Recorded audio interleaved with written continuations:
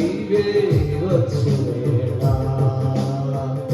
సంసిద్ధతతో వెలిగే సీజతో సంసిద్ధతతో వెలిగే సీజతో పెళ్లి కుమారుడ నిన్నెదుర్కొందును పెళ్లి కుమారుడ నిన్నెదుర్కొందును స్తుతి సింహాసనాసీనుడా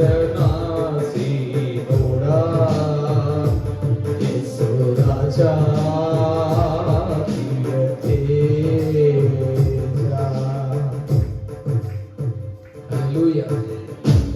గొర్రెగా నిత్య స్వాస్థ్యానికి వెళ్ళిపోవాలి.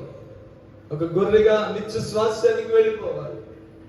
భుజాల మీద మోయబడుతున్నప్పుడు మనమంతా ఆయన భుజాల మీద మోయబడుతున్నాం కదా. మనం కూడా తప్పిపోయి అనేక గాయాలు మన శరీరాలంతా గాయాలైనాయి. మన శరీరాలంతా గాయాలైనాయి. తప్పిపోయిన అనుభవంలో ఆ గొర్రె తెలియక రాళ్లలో పడిపోయి, తుప్పల్లో పడిపోయి, లోయలో పడిపోయి, ముళ్ళల్లో పడిపోయి అరుస్తూ అరుస్తూ అరుస్తూ ఎలాగా గొర్రె వెళ్ళిపోయింది అలా వెళ్ళిపోయిన వాళ్ళమే మనమంతా. ఆ గాయాలన్నీ కడగడానికి, ఆ గాయాలన్నీ కట్టడానికి, మనల్ని భుజం మీద వేసుకోవడానికి దిగి వచ్చిన పరమ కాపరి ఆయన. ప్రైజ్ ది లార్డ్, హల్లెలూయా. ఆ కాపరి నేతృత్వంలో, ఆ కాపరి నేపథ్యంలో ఏం చేయబడాలంటే భుజం మీద ఎత్తుకొనబడాలి, పరమునకు వెళ్ళిపోవాలి.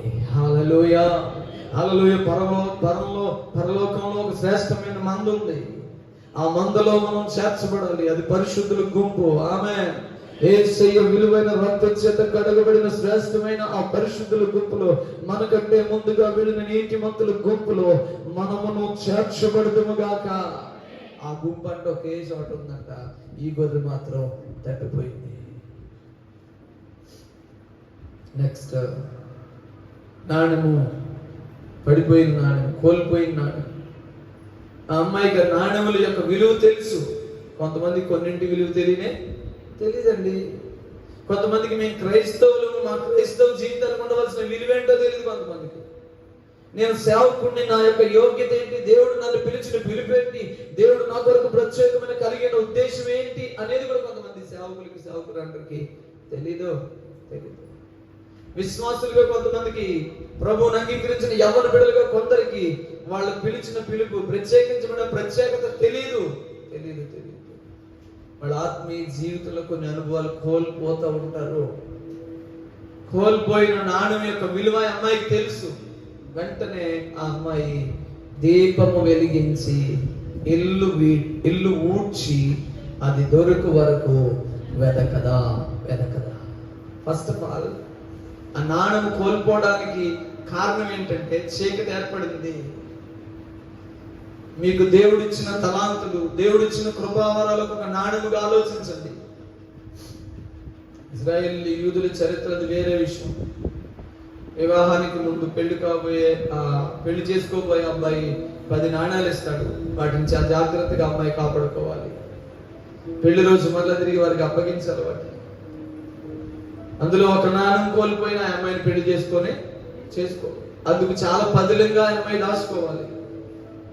మనం కూడా ప్రభు మనకిచ్చిన తలాంతులు, 9 కృపావరాలు, 9 ఆత్మ ఫలాలు, వీటన్నిటిని చాలా జాగ్రత్తగా భద్రం చేసుకోవాలి. దేవుడు నీకు ఏ కృపావరం ఇచ్చాడో అది ఇప్పటి వరకు ఆపరేట్ అవుతుందా, వదిలిపెట్టేసాడు. దేవుడు నీలో ఏ ఆత్మ ఫలములు పెట్టాడో ఆత్మ ఫలములు ఆపరేట్ చేస్తున్నావా, వదిలిపెట్టేసాడు. దేవుడు మనకిచ్చిన ఏ బాధ్యత అయినా సరే, దేవుడు సంఘంలో మనకిచ్చిన ఏ పరిచర్య కృపావరం, ఏ కృపావరం అయినా సరే, దానిని మనం జాగ్రత్తగా కాపాడుకుంటూ వస్తున్నామా, విడిచిపెట్టేసామా? మన ఆత్మీయ జీవితాన్ని గురించి ఆలోచించుకోవాలి. ఆలోచిస్తాం, ప్రతిరోజు ఆలోచిస్తాం. ఈరోజు నేను ఈ రకమైన డ్రెస్ కోడ్ వేసుకుంటే బాగుంటది. ప్రతిరోజు ఆలోచిస్తాం, నా హెయిర్ స్టైల్ ఎలా ఉండాలి. అమ్మా వినండి, ఎవరి బిడ్డలు వినండి. ఆలోచిస్తాను, నేను ఇక్కడ కొప్పెడితే బాగుంటది, నేను ఎలా తీస్తే బాగుంటది. ఒకప్పుడు నేను కూడా ఇలా తీసుకోండి, ఇలా తీసుకుని వెనకాలంతా చుట్టుండేది. దేవుని దాసులు జార్జ్ గారిని చూసి నేను అనుకున్నాను, నా కటింగ్ ఎలా మారిపోతే బాగుంటుంది అనుకున్నాను. హల్లెలూయా. వద్దు, లోక సంబంధమైన ప్యాషన్స్ వద్దు. మనకి ఆత్మ సంబంధమైన అనుభవాలలో కోల్పోయిన ప్రతిదీ వెతుకుతూ వెతుకుతూ వెతుకుతూ ప్రభు పాదాల దగ్గరికి ఇంకా సమీపమైపోదుము గాక, ఇంకా దగ్గరైపోదుము గాక. పాదాలు కాదు, ఆయన కౌగిట్లో ఒదిగిపోయే అనుభవానికి మనం వెళ్దుము గాక. హల్లెలూయా. ఏ విషయంలో కోల్పోయావు? ఏ విషయంలో కోల్పోయావు? ఏ విషయాన్ని కోల్పోయావు? ప్రార్థన అనే తలాంతు, వాక్యము పట్ల ఆసక్తి అనే తలాంతు, విశ్వాసం అనే తలాంతు, ఇలా కొన్ని కొన్ని తలాంతులు, శ్రేష్టమైన తలాంతులు నీకు దేవుడు ఇచ్చుంటే, కొన్ని కృపావరాలు దేవుడు ఇచ్చుంటే అవన్నీ ఆపరేట్ చేస్తున్నారా? నా వైపు చూస్తూ ఈ మాట వినండి, నా వైపు చూస్తూ అందరూ వినండి ఈ మాట. మీకు దేవుడు భాషలు మాట్లాడి కృపావరం ఇచ్చాడు కదా, భాషలు అందరూ మాట్లాడుతున్నారా? కప్పెట్టేసారా? నాన్న విత్తనాన్ని కప్పెట్టేయకూడదు, విత్తనాన్ని కప్పెట్టేయకూడదు, గొయ్యి తీసి లోతుగా కప్పెట్టేయకూడదు. విత్తము మొలిచి శ్రేష్టమైన చెట్టుగా ఎదిగి ఫలించాలంటే దాన్ని ఏ స్థాయిలో ఉంచాలి ఆ స్థాయిలో ఉంచాలి. దర్శనం చూసే కృపావరం దేవుడు కొంతమందికి ఇచ్చాడు. ప్రారంభ దినాలలో అమలక్క ఇంకా కొంతమంది ప్రార్థన బిడ్డలు కొంతమంది అలా కూర్చొని ప్రార్థన చేస్తూ చేస్తూ ఉండగానే పరలోకం తెరవబడ్డం చూసేవారు, దర్శనం చూసేవారు. ఇప్పుడు దైవజనుడు మాత్రమేనా? మీ ఆత్మీయ మనోనేత్రాల దృష్టి, ఆ దృష్టి ఏమైపోయింది?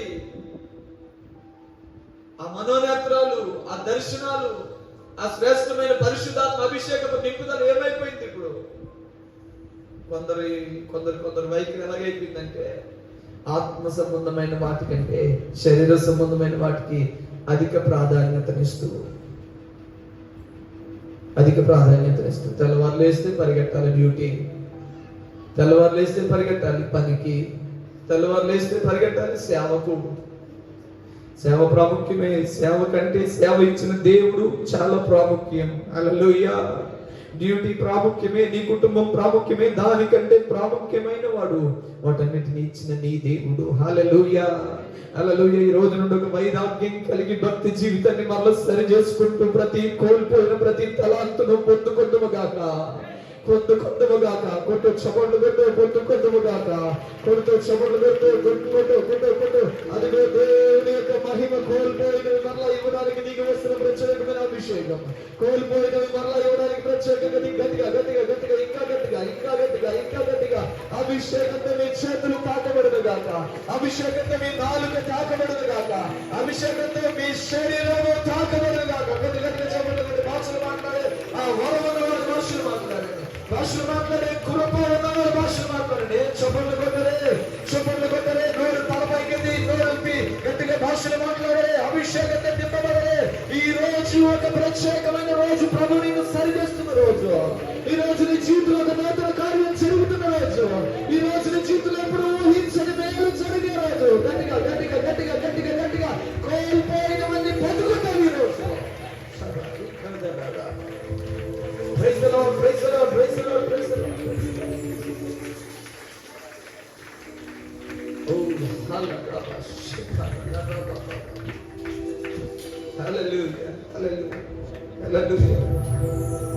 hallelujah. ఒకసారి నా వైపు చూసి మాట వినండి. ప్రార్థనలో దర్శనాలు వచ్చాయి కదా, ఏమైంది? ఈ నేత్రాలు ఎక్కువ సెల్ ఫోన్ మీద ఆధారపడిపోయినాయా?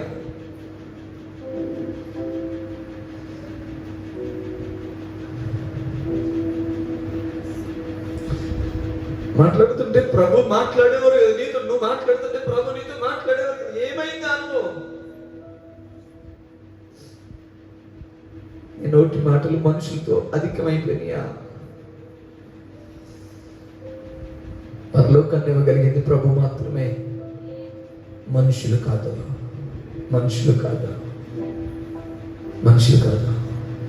మనం చేసే ఏ కార్యము మన ఆత్మీయ జీవితానికి ఆశీర్వాదకరమైనది కాదు అని మనకు అనిపిస్తుందో అది విడిచిపెట్టుటకు ఈరోజు పరిశుద్ధాత్ముడు కృపనిచ్చునుగాక. పరిశుద్ధాత్ముని ప్రత్యేకమైన నడిపింపులోనికి ఈ రోజు నుండి సంఘమంతా వచ్చునుగాక. హల్లెలూయా, హల్లెలూయా, హల్లెలూయా, హల్లెలూయా, హల్లెలూయా, హల్లెలూయా.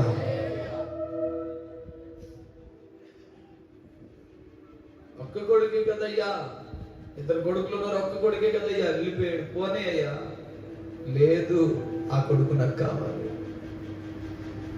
ఏంటయ్యా? ఆ ఒక్క గొర్రె మందలో చేరితేనే మంద ఫుల్ఫిల్ అయినట్లు, ఆ ఒక్క నాణ్యము 9 నాణాలతో చేర్చబడి 10 నాణాలు అయితేనే ఆమెకు వివాహ సంబంధమైన ఆనందం ఉన్నట్లు, ఆ ఒక్క కొడుకు మరల తిరిగి ఇంటికి వస్తేనే, ఇంట్లో చేర్చబడితేనే ఆ కొడుకులతో ఆ తండ్రికి ఉండే ఆనందం సంపూర్ణమైనట్లు. Praise the lord.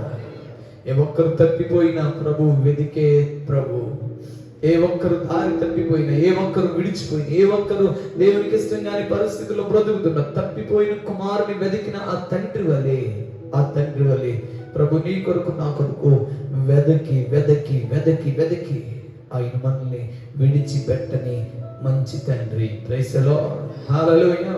వెదకి వచ్చితివే స్తోత్రమయ్యా, వేదన తీసితివే స్తోత్రమయ్యా, వేదకి వచ్చితివే స్తోత్రమయ్యా, వేదన తీసితివే స్తోత్రమయ్యా, స్తోత్రం స్తోత్రం ఎల్లప్పుడూ స్తోత్రం నీకేనయ్యా, ఎన్నడేని దైవమా నీవేనయ్యా, ఎల్లప్పుడూ నీకేనయ్యా, ఎన్నడేని దైవమా నీవేనయ్యా.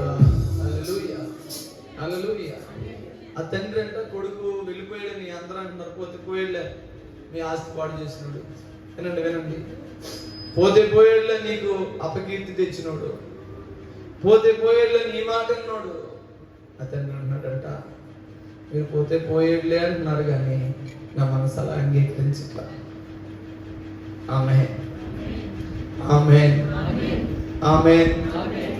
వాళ్ళందరూ అనుకున్నారు. చాలా రోజులు ఎదురు చూసిన తర్వాత ఆ తండ్రి ప్రేమ కుమారుని పట్ల ఉన్న ఆ తండ్రి ప్రేమను చంపుకోలేక ప్రతిరోజు పొలాల్లోకి వెళ్ళి వచ్చేవాడిని అడిగేవాడంట. ప్రతిరోజు పట్టణంలోకి వెళ్ళి వచ్చేవాడిని అడిగేవాడు, మా వాడు ఎక్కడ కనపడ్డా మా చిన్నవాడు. ఎవరు చెప్పేవారు కాదు, లేదు. ఆఖరికి ఒక రోజు ఎవరో చెప్తున్నారు, మన ఊళ్ళోకి ఎవడో పిచ్చోడు వస్తున్నారు, మన ఊళ్ళోకి ఎవడో పిచ్చోడు నడుచుకుంటా వస్తున్నాడు. అందరూ అన్నారు పిచ్చోడు. అతను తీక్షణంగా ఆ పిచ్చోడు వైపు చూస్తూ అంటున్నాడు, వాడు పిచ్చోడు కాదు, తప్పిపోయి తిరిగి వస్తున్న నా కుమారుడు. గట్టిగా చప్పట్లు కొడుతూ ఆమేన్ చెప్తామా? హల్లెలూయా, హల్లెలూయా. మనం చాలా అనుభవాల్లో పిచ్చోళ్ళు మారిపోయాం, చాలా అనుభవాల్లో పరికరాలు మారిపోయాం. చాలా విషయాల్లో కుమారుడు అని తండ్రి పిలవడానికి అయోగ్యులుగా మార్చబడిపోయాం మనం. ప్రేమించిన తండ్రి అవన్నీ పక్కన పెట్టి ఆ కుమారుని స్వరూపాన్ని నేరుగా చూస్తున్నాడు. గమనించారా? కొన్ని చోట్ల కొందరు పిల్లలు తప్పు చేస్తే ఆ తల్లిదండ్రులు ఆ తప్పు మీద వేసుకుని, పోన్లయ్యా నా కొడుకు ఏదో తెలియక చేసేళ్ళయ్యా, దానికి ఎంత కంటపడతారో చెప్పండి, నేను కట్టేస్తాను, దానికి ఏ శిక్ష ఇస్తారో చెప్పండి, నేను కట్టేస్తాను కదా. ఎందుకు? ఆ తండ్రి లేక ఆ తల్లికి ఆ కొడుకు మీద ఉన్న ప్రేమ, ప్రవచించి నేను చెప్తున్నాను, కోల్పోయినవి వెతికే విషయంలో శ్రేష్టమైన కాపరిగా, శ్రేష్టమైన ఆ కన్యక వలె, శ్రేష్టమైన ఆ తండ్రి వలె ప్రభు మన పక్షమై ఉన్నాడు. కాబట్టి నేడు సజీవులమై సంఘములో ఉన్నాం. హల్లెలూయా, హల్లెలూయా, హల్లెలూయా.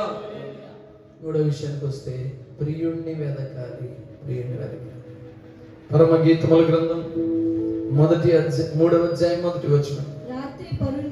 రాత్రి పరుండి ఉండి నేను నా ప్రాణ ప్రియుని వెదికినను అతడు కనబడకయుండెను. నేను ఇప్పుడే లేచెదను, పట్టణము వెంబడిపోయి వెదకుదును, సంత వీధులలోను రాజవీధులలోను తిరుగుదును, నా ప్రాణ ప్రియుని నేను వెదుకుదును అని నేను అనుకుంటుని, నేను వెదికినను అతడు కనబడలేదు. తర్వాత చదువుకోండి, సమయం అయిపోయింది కాబట్టి. ప్రియుని వెదకాలి, ప్రాణ ప్రియుని వెదకాలి. ఫస్ట్ చెప్పిన పాయింట్ ఇది, దగ్గరగానే ఉంటాయి. పరుండి వెతికిందంట, సంత వీధుల్లో వెతికిందంట, పట్టణంలో వెతికిందంట, కనబడలేదు ఆయన. అవన్నీ దాటుకుని కొంత దూరం వెళ్ళిన తర్వాత కనబడ్డాడు ఆయన. పరుండి వెతకడం, నిద్ర అనుభవం, మత్తు వీడని అనుభవం. నిద్ర, శరీర సంబంధమైన సుఖములు, శరీర సంబంధమైన ఆలోచనలు, ఆశలు, ఇవన్నీ విడిచిపెట్టి ప్రియుడు వెతకాలి. వీటిని పక్కన పెట్టి ప్రియుడు వెతకాలి. పట్టణం వెంబడి వెళ్ళిందంటే పట్టణంలో కూడా కార్యాలు జరుగుతాయి. పట్టణంలో జరిగే కార్యాలే పల్లెటూళ్ళకి వచ్చేస్తున్నాయి ఇప్పుడు కదా.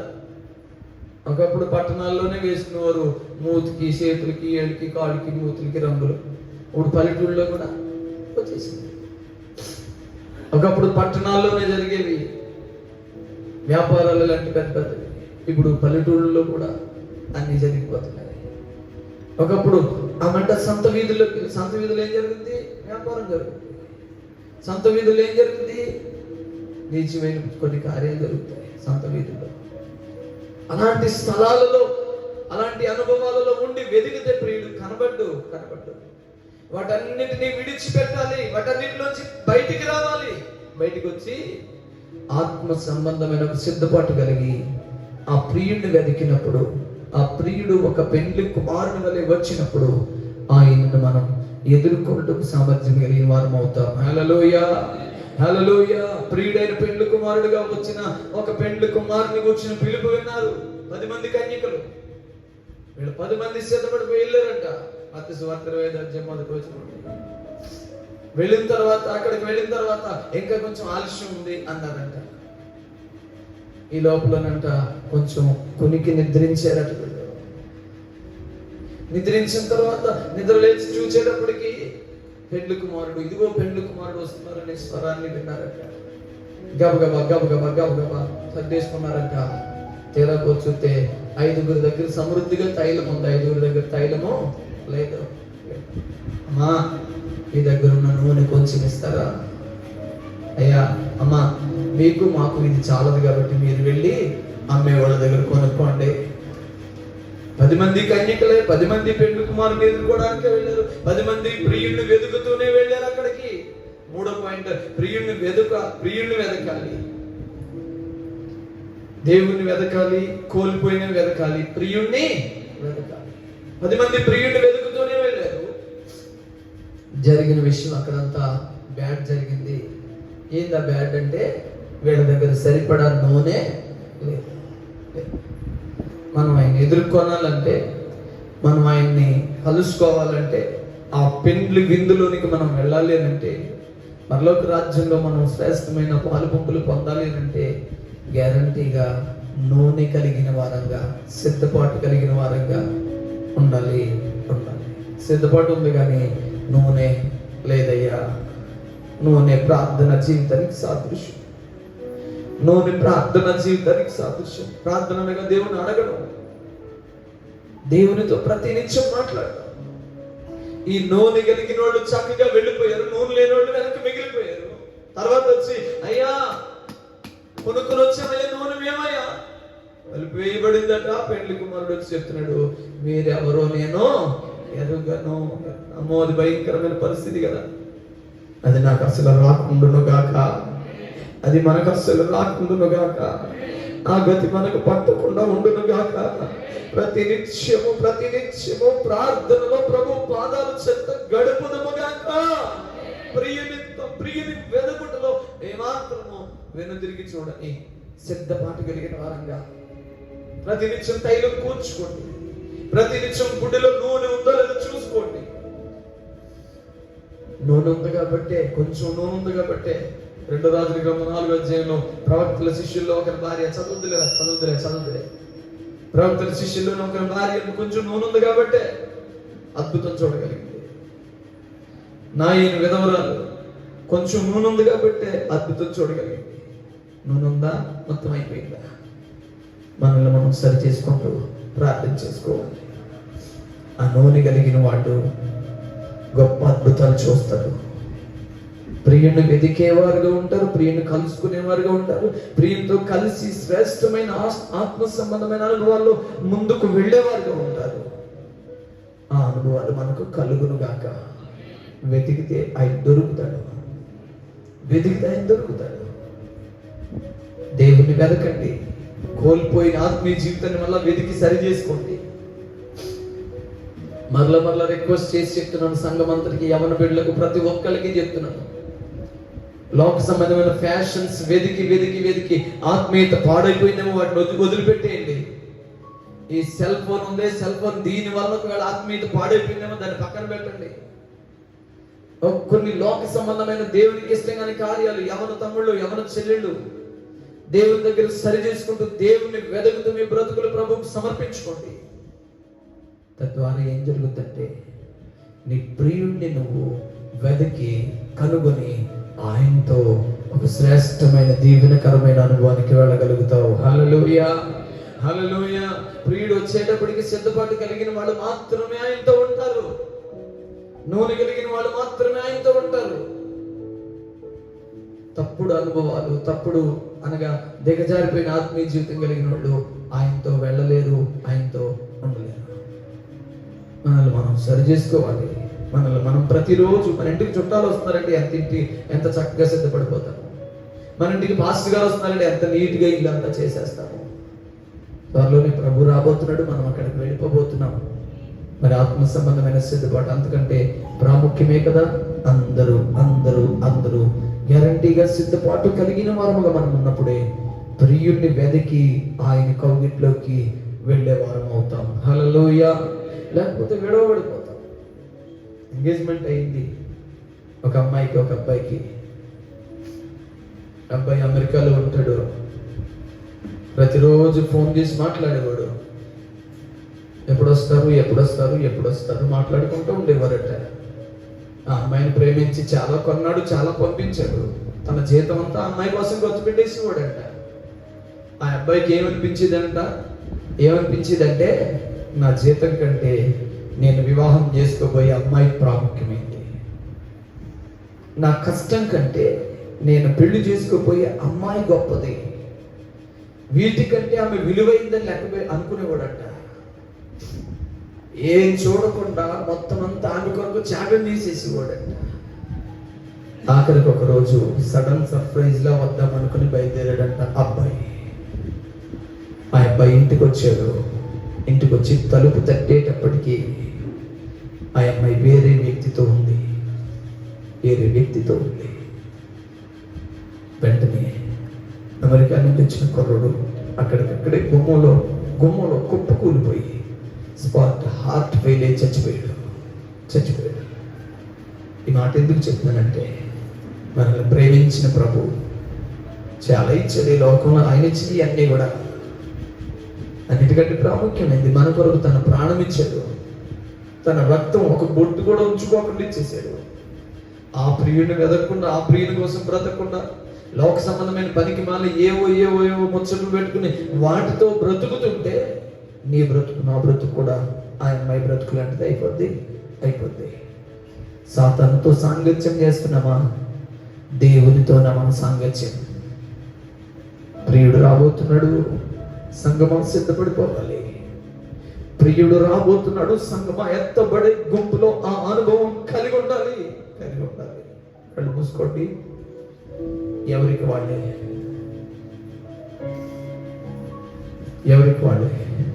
సరి చేసుకుంటూ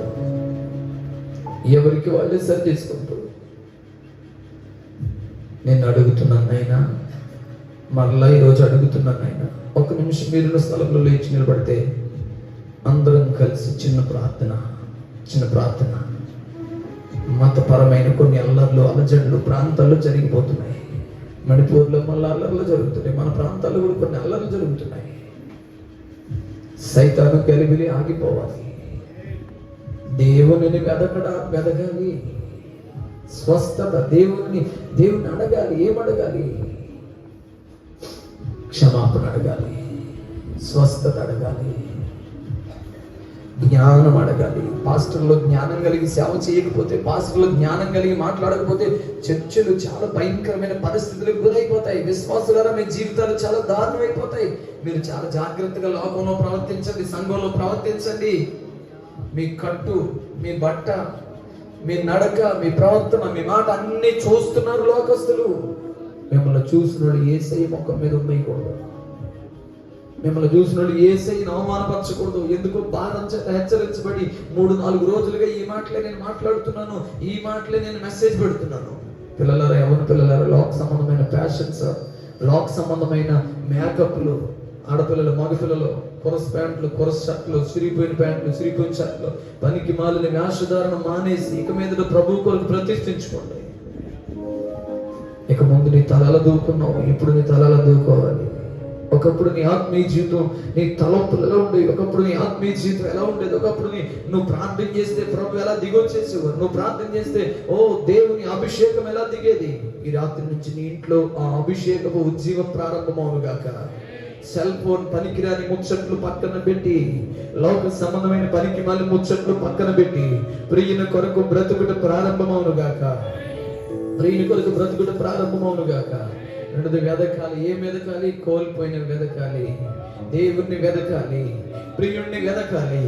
ప్రియుణ్ణి వెదికేదానివైనా వేరే ఎవరినైనా వెతుకుతున్నావా? అనగా దేనినైనా, లోక సంబంధమైన దేనినైనా వెతుకుతున్నావా? నీ ప్రియుణ్ణి వెదికేదానో, నీ ప్రియుణ్ణి వెదికే వాడవైతే నీ జీవితంలో లోటు ఉండదు, నీ జీవితంలో లోటు ఉండదు. నేను నీ ప్రియుడు త్వరలో తీసుకుని వెళ్ళిపోబోతున్నాడు, మనల్ని తీసుకుని వెళ్ళబోతున్నాడు. Thank you Jesus. హల్లెలూయా, హల్లెలూయా, హల్లెలూయా, హల్లెలూయా. ఆ బూర ఎప్పుడు ధ్వనించునో, ఆహా నా ఆశ ఎప్పుడు తీరుతుందో. తండ్రి నా కన్నీటిని తుడచునెప్పుడో, తండ్రి నా కన్నీటిని తుడచునెప్పుడో. ఆశతో వేచి ఉండే నా హృదయం, ఆశతో వేచి ఉండే నా హృదయం.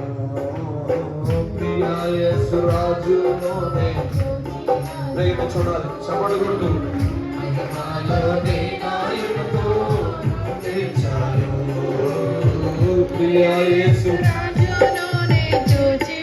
చప్పట్లు కొడుతూ కళ్ళు మూసుకొని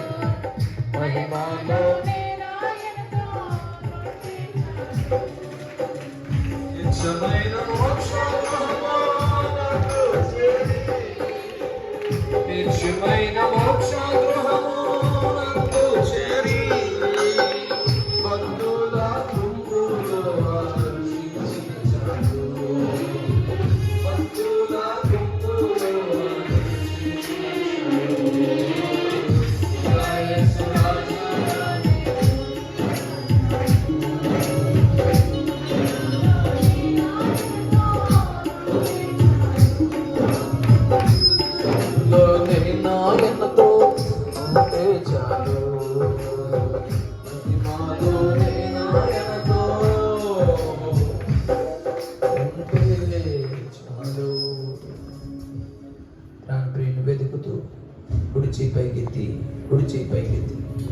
కుడి చెయ్యి పైకెత్తి ప్రాణప్రియుని వెతుకుతూ యేసయ్య ఈ రోజు నుంచి నిన్ను వెతుకుతాం.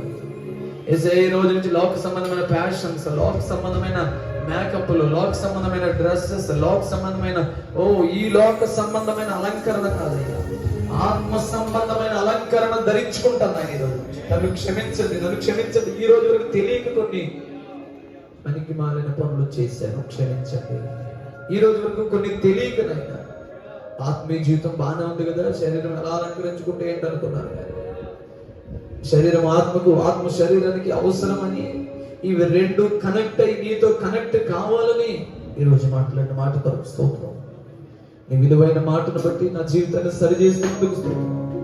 ప్రియుడా, నిన్ను వెతికి కృప దయచేయండి. ఇంతవరకు మాతో మాట్లాడిన నీ విలువైన మాట కొరకు కృతజ్ఞతాస్తుతులు చెల్లిస్తూ ప్రార్థించి ఈ వారమంతా నీ పిల్లలందరినీ నీ దయగలిగిన హస్తానికి అప్పగిస్తూ, దేశంలో విదేశాల్లో నీ బిడ్డలను మీ దయగలిగిన హస్తానికి అప్పగిస్తూ నిన్ను వెదకే వారిగా మమ్మల్ని తయారు చేయ ప్రార్థించి కృతజ్ఞతాస్తుతులు చెల్లిస్తున్నాము తండ్రి. ఆమేన్, ఆమేన్.